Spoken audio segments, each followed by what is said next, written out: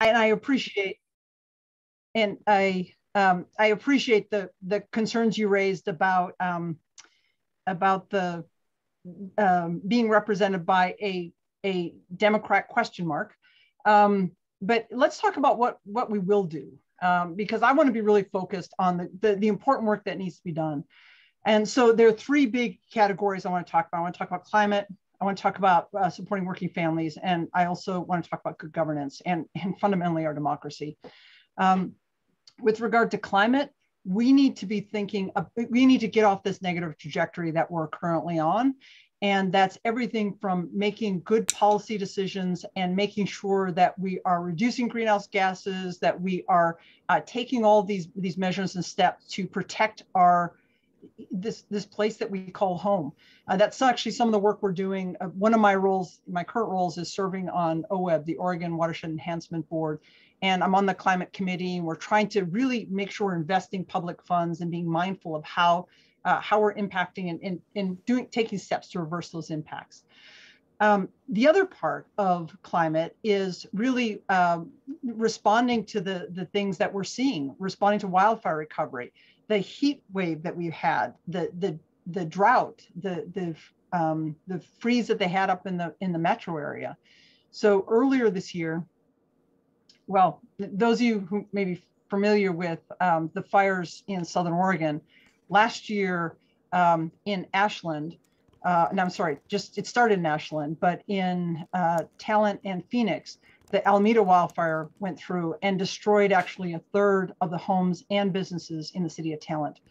So that devastation to the community, and it was really cruel because most of those who lost their homes and literally had just moments to flee were farm workers and seniors on fixed incomes. And so it was not only devastating, it was cruel in that people didn't have a lot of resources. Some people didn't even have insurance. The city was really struggling, so they asked me to come down and help them out. And I served as interim city manager from January to June, helped to kind of rebuild the organization, hiring staff and getting people really leaning in. And it was a great team. It was a tremendous privilege to work with the folks there, but really rebuilding the organization, getting funds and resources. We got about $7 million from the state and set the stage to get up to $25 million from the feds. We started the rebuilding effort of rebuilding homes. And actually there was a carryover from that. When I came mid-year, when I came back home to Central Oregon, I was asked to help out on housing. And so I've actually been helping out on an affordable housing project they're doing in Central Oregon. In Southern Oregon, in the Medford area. That is, the intent is to provide affordable ownership housing for folks who were impacted by the fire, but especially for folks who've been in cycles of generational poverty. And so that kind of focus on how can we protect and take care of our families is something that's really key. That takes me to working families.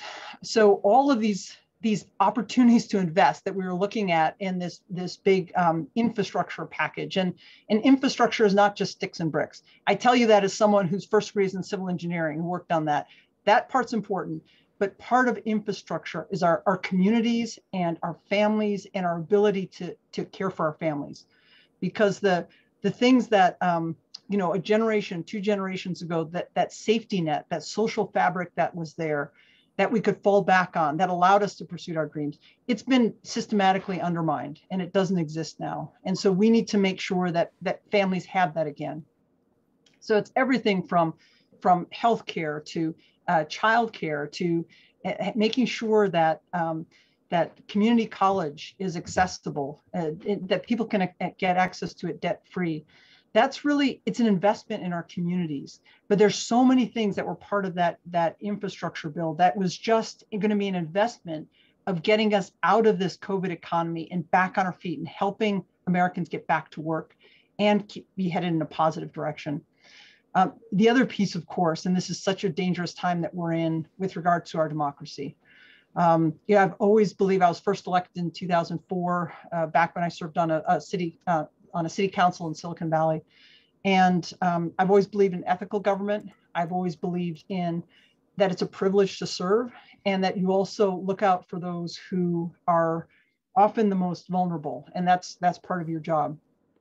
That ties in actually to even money. So when you run a campaign, you need to raise resources. But even back to 2004, I've never accepted, I've never taken, big pharma or timber or any of this kind of corporate PAC money, because, people can deny it. But the fact of the matter is there's an accountability that comes, even if someone just gets access to your ear. I always had a philosophy that that someone should have access, whether they could, provide some fancy check, or whether they had no home, but I needed to hear their voice and I needed to hear what need they had. And so that kind of accessibility is something I've always taken very, very seriously. And I think it ties into to campaign finance and how we view money in politics. It's one of the many things that we have to work on, making sure we're building up a sense of confidence again. Some of the voting legislation that's before us that is being undermined, even by Democrats. Again, similar, this infrastructure bill that's been up, it's been systematically undermined by Democrats. And we saw the result of that 2 days ago in Virginia in the governor's race. So people expect Democrats. We talked about wanting to serve our communities. We've got the presidency, we've got both houses of Congress now. It's going to be in jeopardy next year.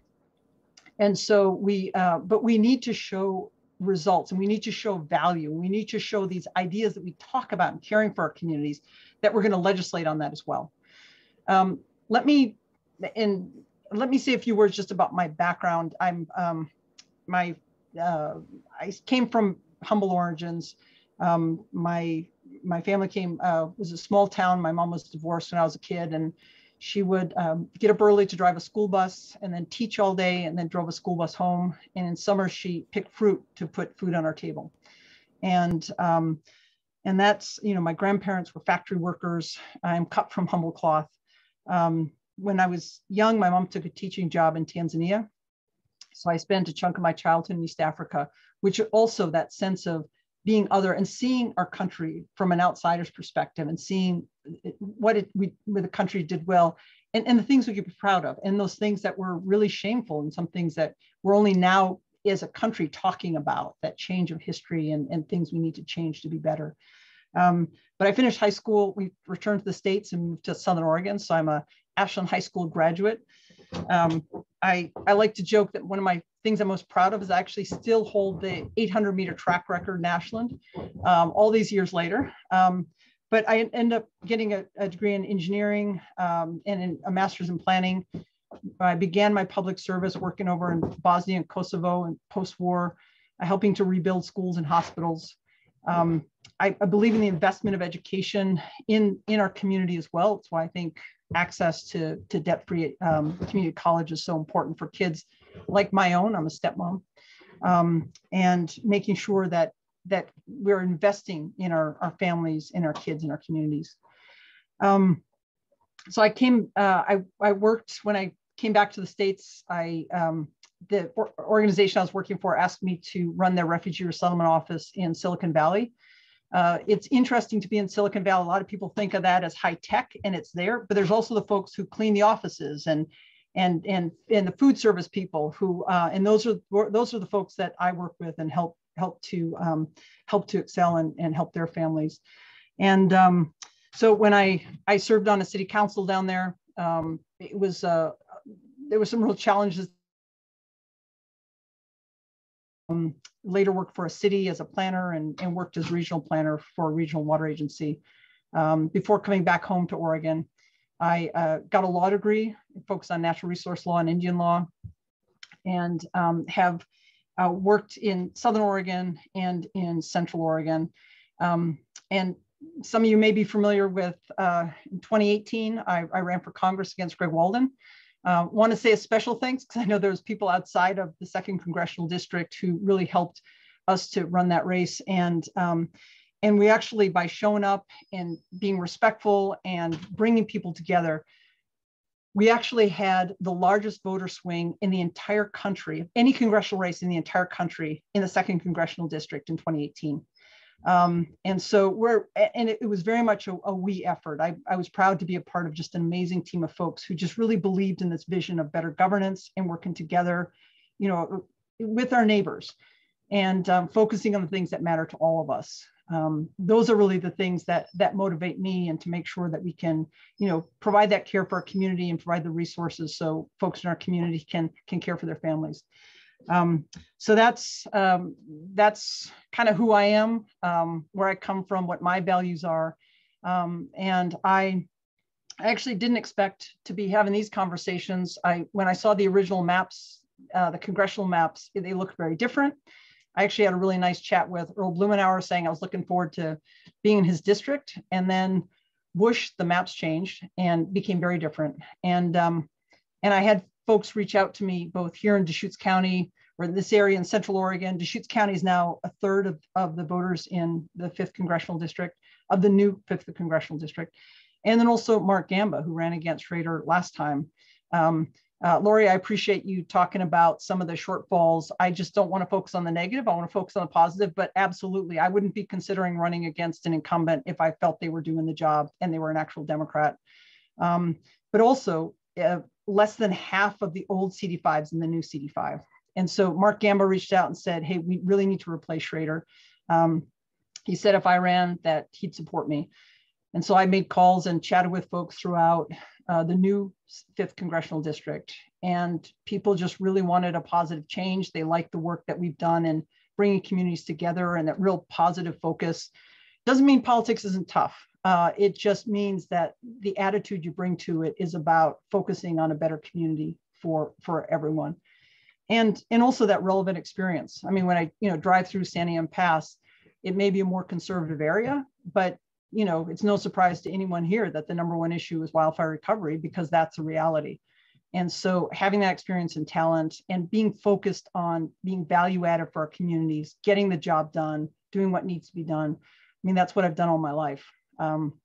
So again, I appreciate the opportunity to chat with you. I'd love to answer any questions you may have, but I just want you to know, I would like to be your next Congresswoman, and I'd like to represent you. And I'd greatly appreciate your help in getting that done.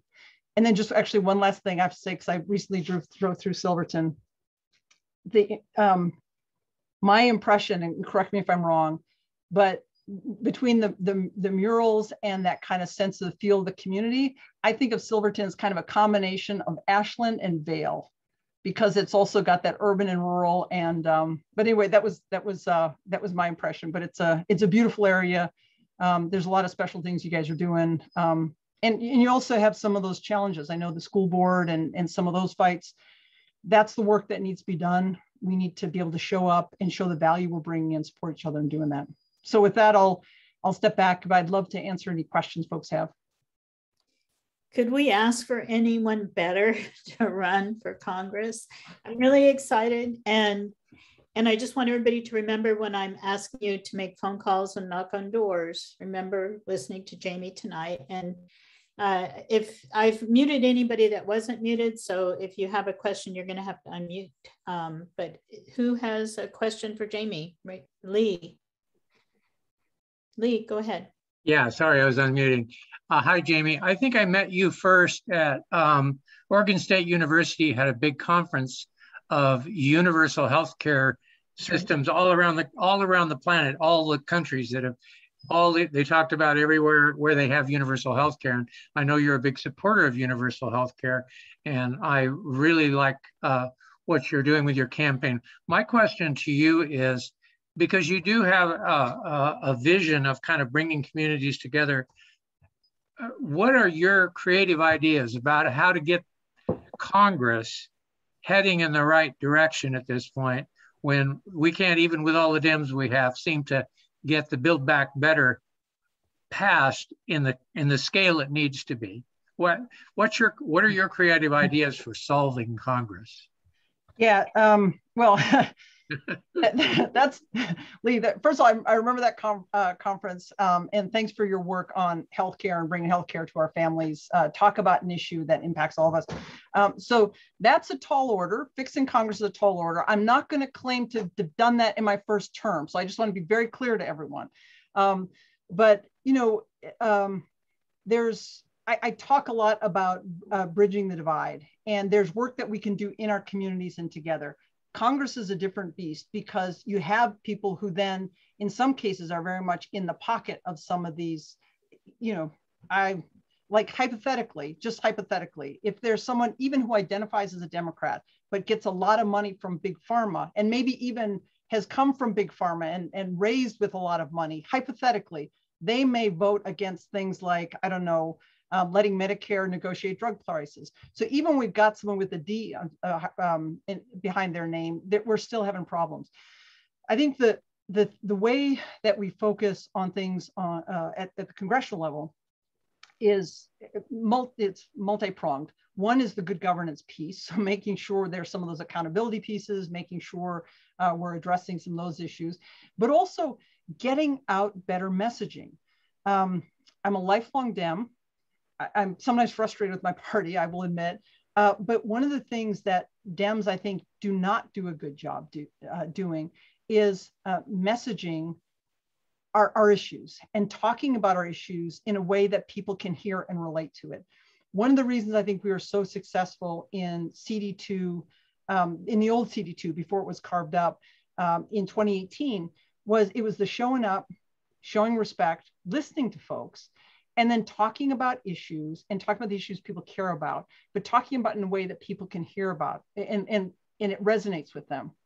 So even on the healthcare issue, and I appreciate you noting my strong support for universal healthcare. I often avoid, or I try to avoid buzzwords when talking to people, because for those of us, buzzwords impact us. We either love them or hate them, but we jump into our silos real quickly. I like talking about the ideas, and so if we can better communicate to Americans and the constituents of these folks who are getting in the way of it, I think that's the way we help to move them. And so we have to have better messaging. We have to actually push that messaging out across the country, especially in those districts where we've got congressional folks that we're trying to move. And a lot of Congress is bottom up. A lot of congressional people will be listening to who cuts them the big checks and what their constituents are saying. And we're not going to be cutting the big checks, but we can also make sure there's accountability so that there's things like Citizens United and some of these other issues are addressed appropriately, but also that we're communicating to their constituents so that the constituents are putting the pressure on them. I get a lot of invitations to chat with folks, and I recently had an invitation from the Rotary Club in Wallowa County, so far northeastern Oregon. And they were asking both about redistricting, but also about the wildfire recovery work I did in Southern Oregon. And at the end of it, people were just saying, they appreciated that sense of showing up, even virtually. But they were talking about how if people in their community just heard straight factual stuff and in a conversational tone, that it would probably change the opinions of a lot of their neighbors and their colleagues. So that messaging, telling the truth, but getting the information out is going to be a real key thing, because part of our problem right now, we're in such silos, political silos, is we've got to break through that, because the more we do that, the more it lends itself to what we're seeing in some of our politics across the country. Anybody else have a question for Jamie?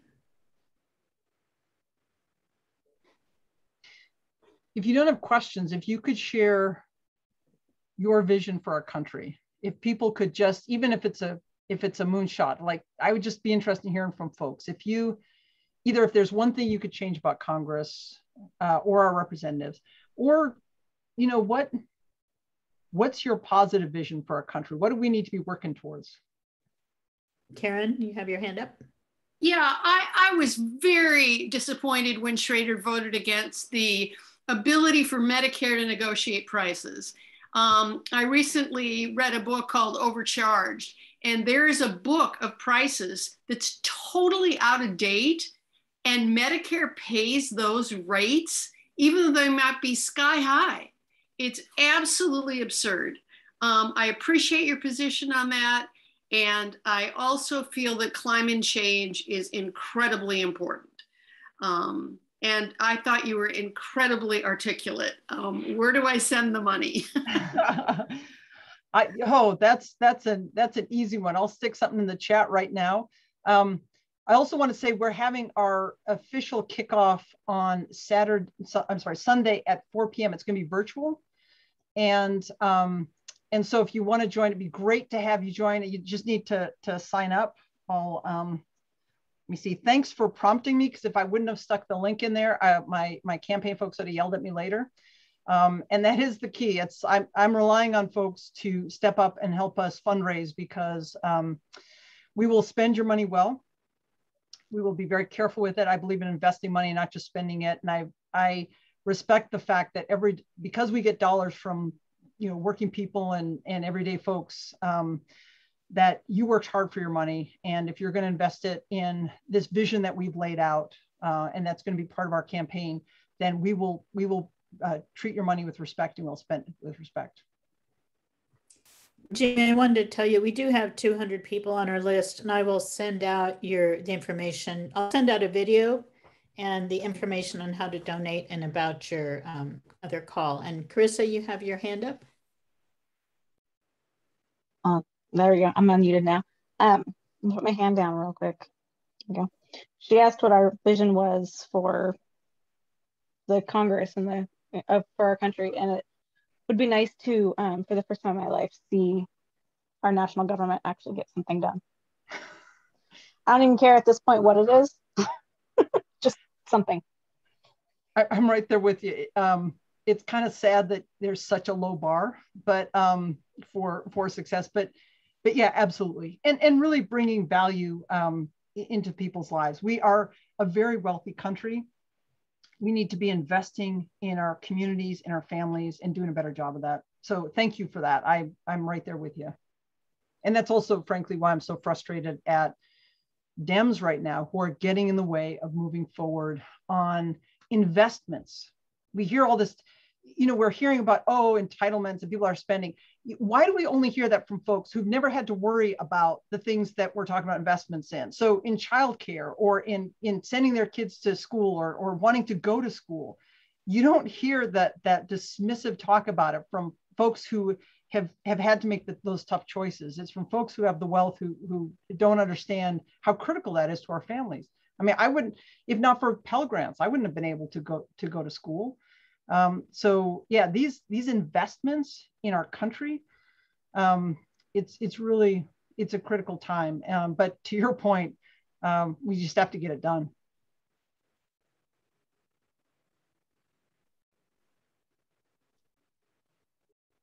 Other questions, advice, suggestions? So I'm seeing a comment. Education is probably number one. Student loan debt forgiveness, free college, better education, our elementary school kids, healthier lunch. Absolutely. So one of the hats I wear, I serve on an education service district board in Central Oregon, and actually in one of the most rural and one of the most diverse counties in our state. Because of a large tribal community. So it incorporates the Warm Springs Reservation, a large Latinx, Latino, Latina, Hispanic community. And then also we're about a third, also with Caucasian, white. And the disparate opportunity and the challenges that communities are facing, that equitable approach to good governance, and making sure we don't have a level playing field right now, and making sure we have a level playing field so folks can move forward is really key. But I've met so many young folks, and I'm a stepmom, so my own kids included, who are not wanting to go to school, not wanting to pursue higher education because of debt.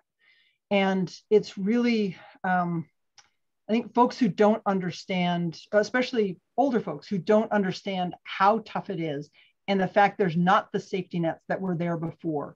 And we've had systemic dismantling of the social fabric, these safety nets that were there before. Even a couple decades back, Republican presidents were talking about things that are now seen as radically progressive. Come on. We're talking about just basic investments, but yeah, education. Again, this is a perfect example. It's not a matter of spending money on students. It's investing in the future. It's investing in our economy. It's investing in the minds that will create the things that need to be created, that will create the solutions that we need in society. It's the point about like school lunches. My mom, now a retired teacher, she taught when we came back to the States for many years in Southern Oregon and then in Central Oregon before she retired. And she would tell stories about how she didn't like vacation times because she knew that some of her students would not eat 3 meals a day, or sometimes not even eat 2 meals a day during over vacations, because that was the reality these kids were facing. And so, I mean, how are we immoral? It's amoral for a country as wealthy as we are to not be feeding our kids, to not be providing those resources, to telling someone whose family member is sick that you have to make a decision about your rent or healthcare for your family. That is amoral. And we're putting families in those situations. And it's, you know, when I talk about ethics, this is just about fundamentally, ethically serving our communities, helping people to provide for their families. What's striking to me when people talk about the attack that this infrastructure bill and infrastructure, yes, sticks and bricks, but also the human infrastructure, the scaling back we're seeing of it is shocking to me, and the arguments being used against it. This is not some radical progressive agenda that people are talking about. This is fundamental decency to our families and investing in our families so we can get out of this COVID economy slump we're in and help families get back on their feet. That's what we're talking about. And so, you know, I don't think it's progressive or moderate or conservative. We're talking about moral government, doing our role to help families so that they can go, you know, take care of their families. And we're just trying to provide the basics so people can do what they do. And we've got Sarah, we've got Exhibit A with the youngster right here. Those who were in times of COVID, that was a tough time to have young kids. So how can you be part of the economy if you've got young kids, and especially if they're home, and especially if you don't have childcare? We're just talking about simple investments in our communities.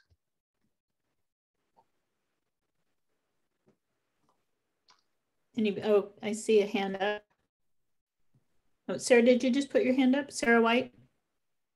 Yeah, I just wanted to encourage you. I love what you've been saying for years about the poorest Americans and the needs of families. And my vision for the country and for Congress is that we reach out and listen to the least powerful Americans. You know, the poorest members of our community don't come to these meetings, and they don't talk about the economic issues that are really destroying their families. And I appreciate that you are continuing to bring us back to that. Thank you so much. Thank you for continuing to note that it's a priority. And I loved your point. It's, yeah, those who don't have the resources can't show up to even advocate for themselves. We saw that in talent. I mentioned the wildfire, so a third of the homes, and in most cases, people literally had minutes to get out.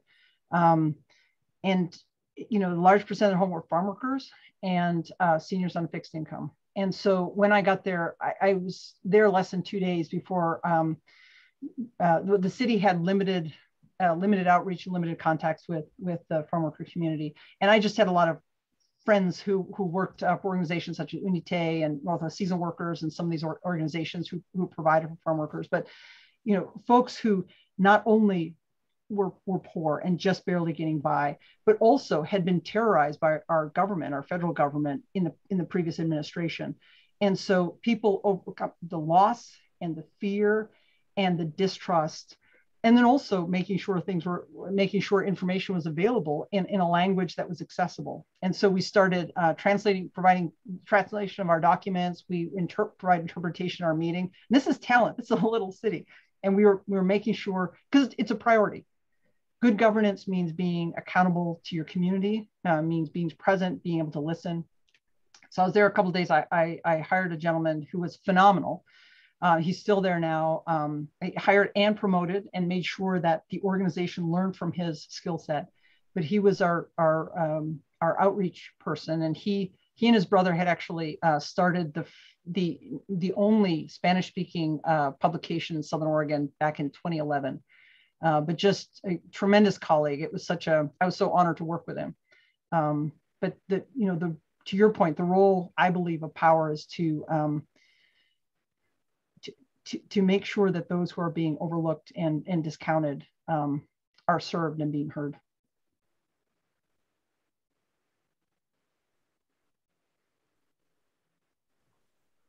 Anyone else have comments or questions for Jamie? I have a question. Go ahead, Charles. Campaign finance is a big topic, and you've alluded to the problem of representatives being in the pocket of campaign donors. What would your solution be? Well, and I think I mentioned that I don't take corporate PAC money myself, that I don't take fossil fuel or big pharma money. We had at the federal level, there were some controls. I think there's different things that are happening at the state. So at the federal level, there are campaign limits, although there's also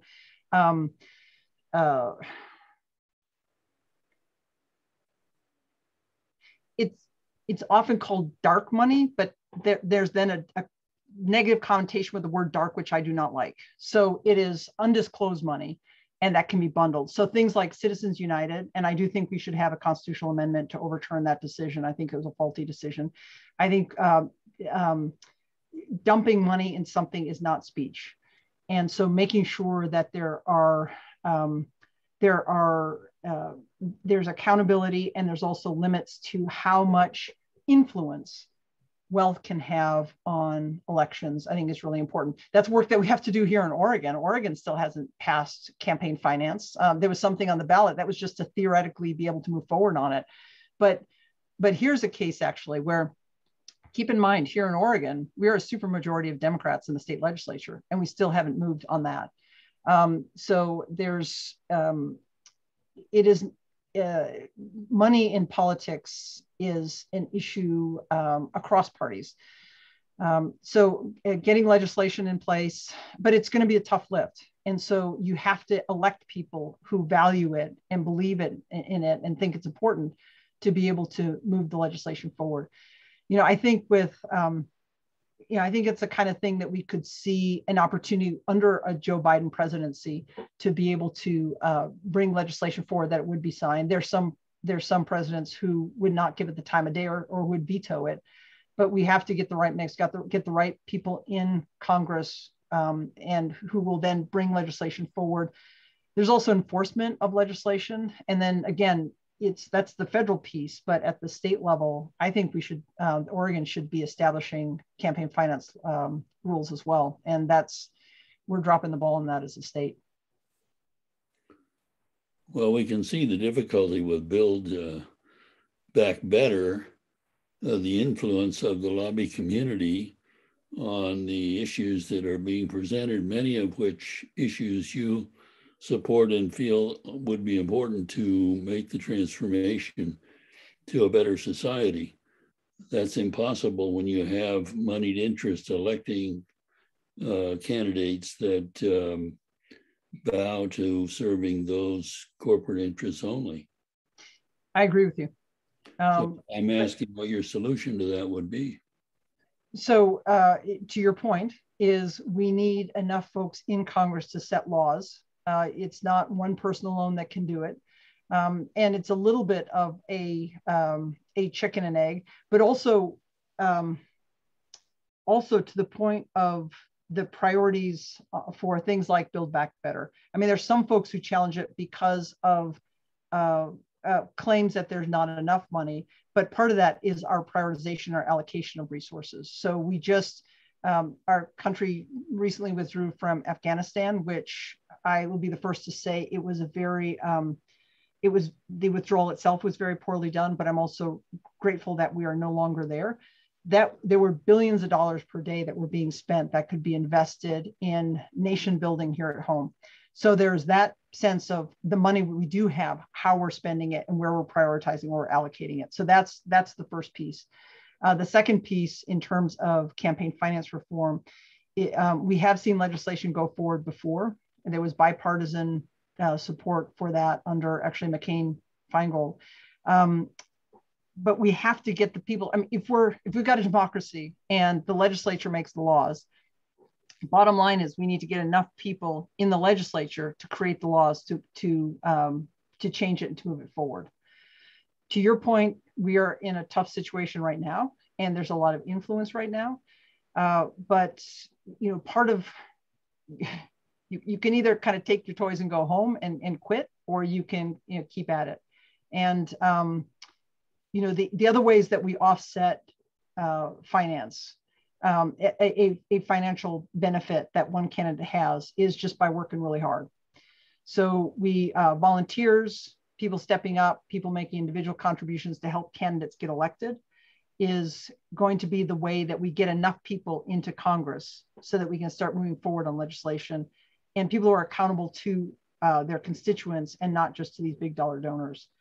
I agree with you, we're in a real tough situation right now because of where things are at, but we have to start making progress on it. I think, you know, a constitutional amendment on overturning Citizens United would be a big step in that direction. Again, it's going to take people working together. It's going to take folks claiming our democracy and not giving up on it to make that change. Jamie, I think it seems like young people have given up. They don't vote. I mean, voters are old. The people that vote are the old people, and the percentage of young people that vote seems to have gone down. I think they've given up. How do we approach them? How do we get them to come back? By showing value. I mean, the points before, I mean, you know, the comment that the big aspirational goal is to accomplish anything. And we're seeing, and I've heard from young folks across the state, both parties there's a drop off of voters. But I mean, come on, look at where we're at right now. I talked earlier about this disintegration of our social safety net. You know, look at climate and the trajectory we're on. It's terrifying. If, you know, young folks especially look at that trajectory and then they elect Democrats, they elect Republicans, and we're still not finding solutions. We're still not creating solutions. And so that sense of being credible and creating solutions and being committed to solutions is critically important. So how do we do that? Ultimately, it's going to be legislative change. It's going to be working in partnerships with different agencies. It's going to be bringing others into this solution making. It's at the state level, it's at the federal level, but we got to elect folks who are going to be able to stand up and take action on this. And to that point, there was a question before about Congress. It's not just about who can yell the loudest. It's going to be about people who can develop coalitions, who can also influence other elected officials, and who can communicate with voters effectively, so that voters take on this priority and voters push their own elected officials to take action. It's, you know, I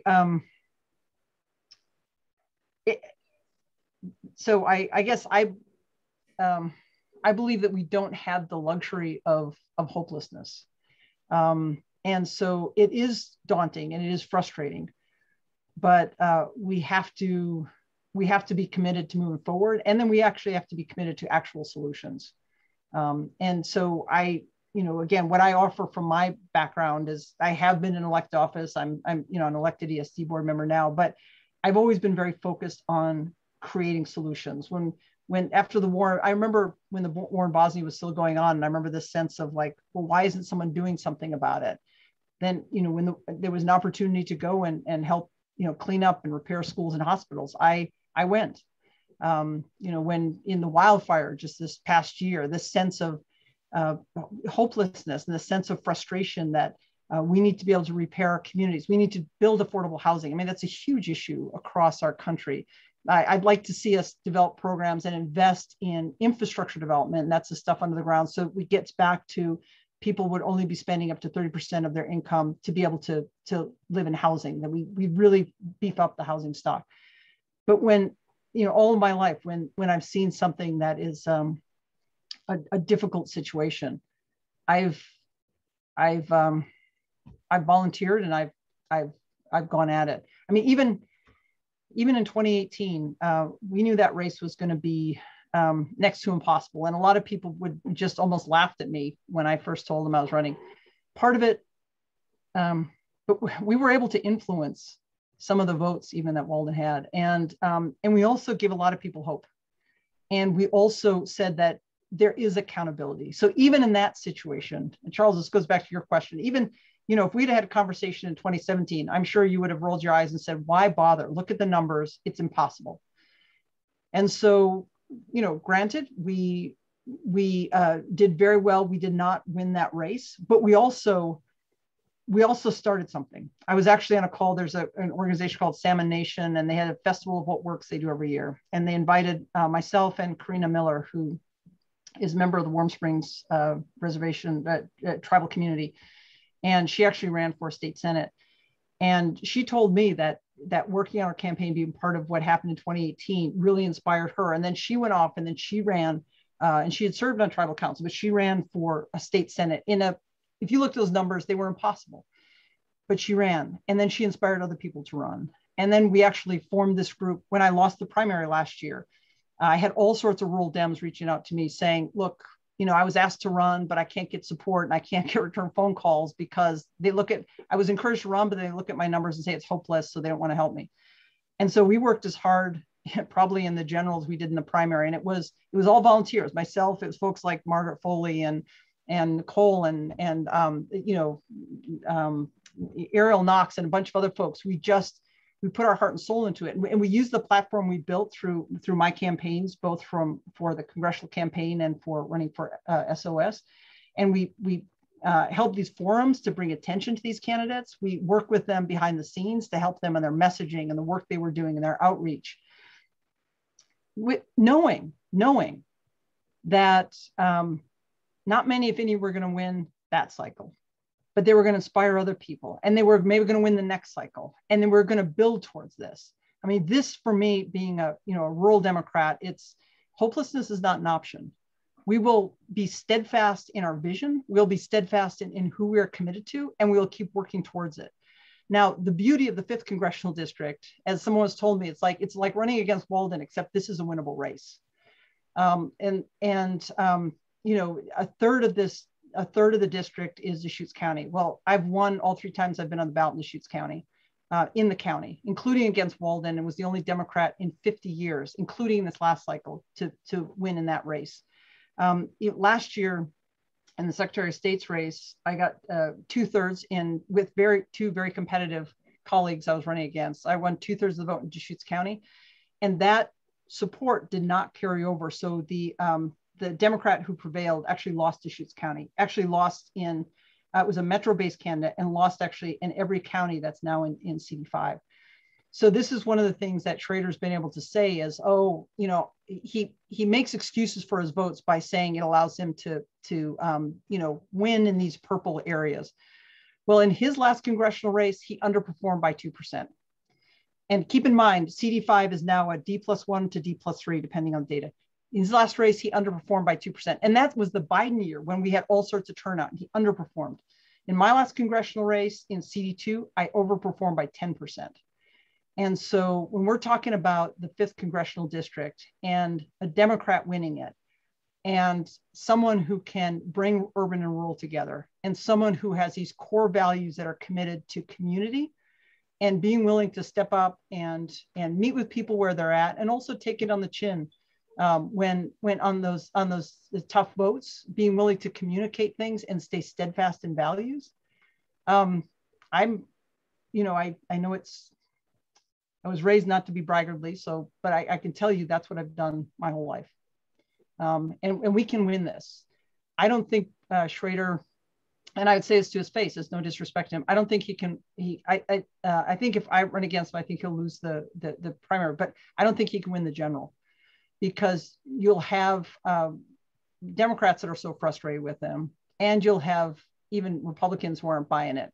Because guess what? Republicans, they want lower healthcare prices as well. On Medicare, it's not just Democrats who get access to drug prices from Medicare, it's Republicans as well.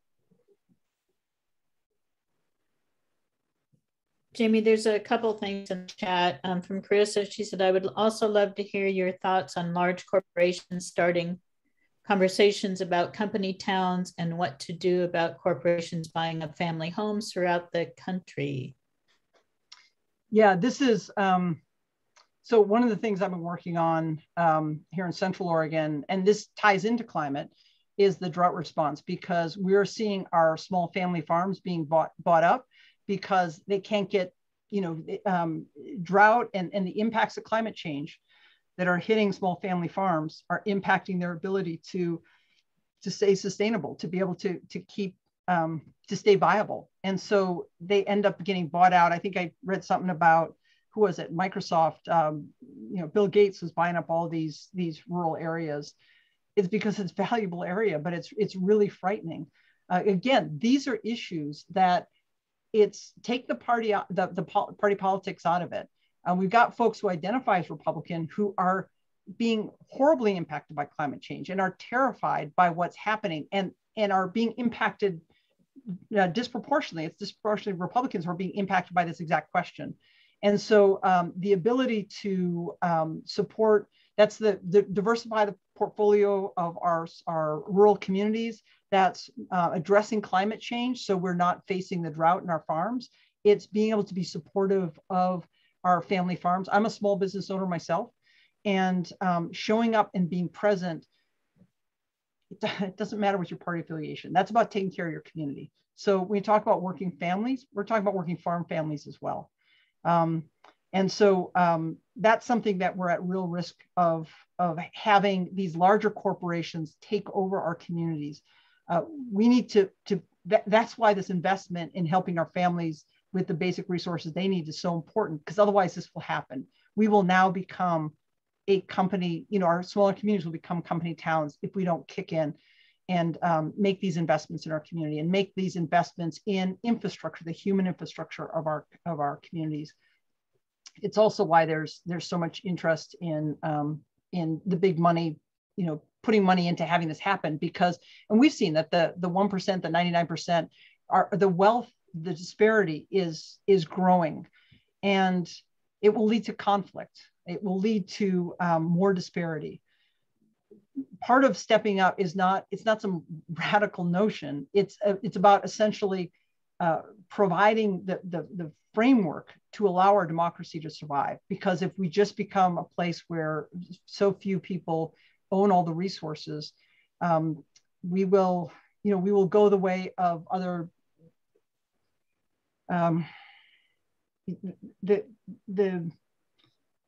the things we've seen happen all over the world. And again, I've lived in places that have been at war. I've seen this. This is the road, the path to that work. And so we need to really protect our democracy. We need to stop the trajectory that we're on.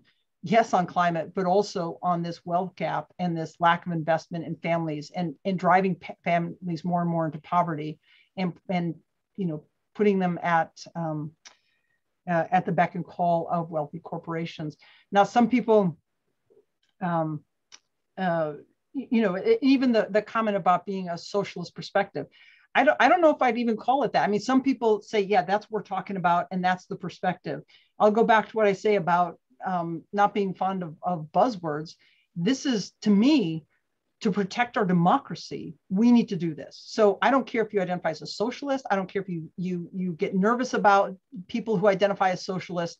I'm talking about protecting our democracy. And we have to make these investments to create the foundation to protect our communities. Bernie will talk about it very proudly and say, yeah, I'm a socialist and that's what I'm talking about.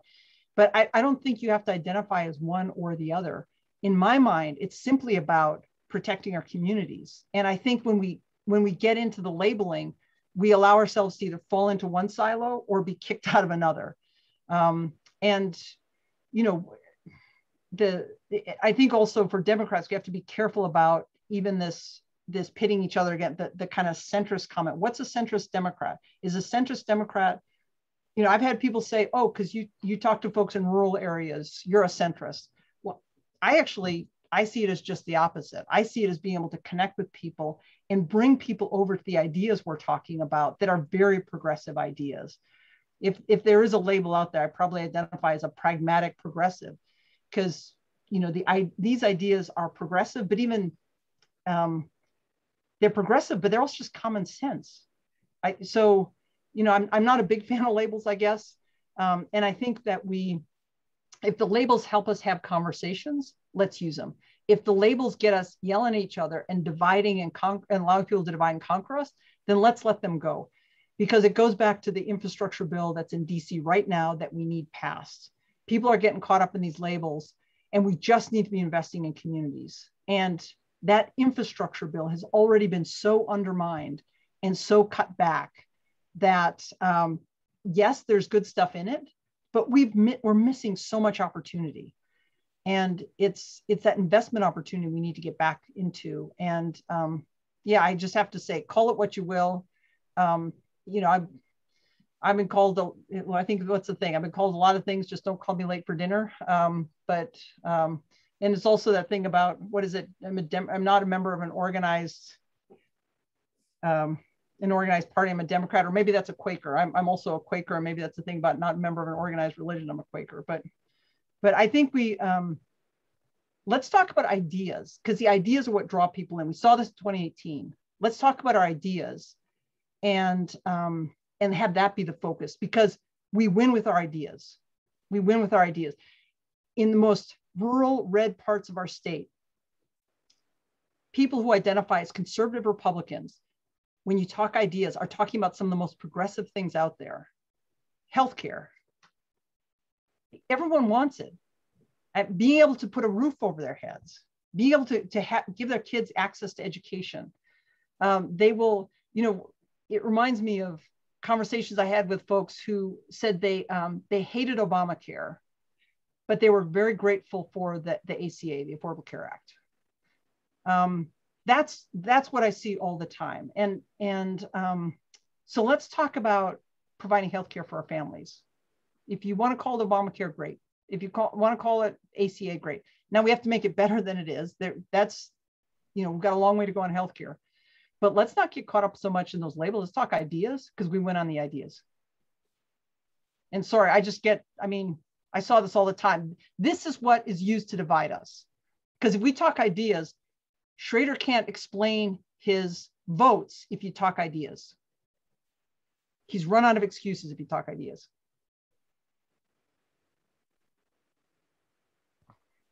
Thank you, Jamie. I really appreciate you taking this much time to talk to us, and I am really excited about you running.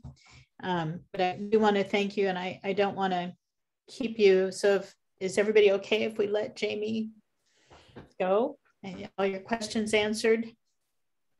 One other thing, I'll put my my email in the chat, Jamie at Jamie for Oregon. I am super busy these days, so it may take me a little while to get back to you, but always welcome to follow up. Really appreciate the time. Thanks for taking the time. I know you all are busy. You're doing some great community work. Much respect to you all for that. And thanks for giving me this time to chat. We do have our kickoff on Sunday. We'd love to have you join. I would love to have your support. We've got a lot of work to do. And so we need to just roll up our sleeves and work together and get it done. Let me know if I'm looking forward to someday we're also face-to-face once we get past this COVID. So looking forward to those house parties, but thank you all. Really appreciate your time. Thank you so much, Jamie.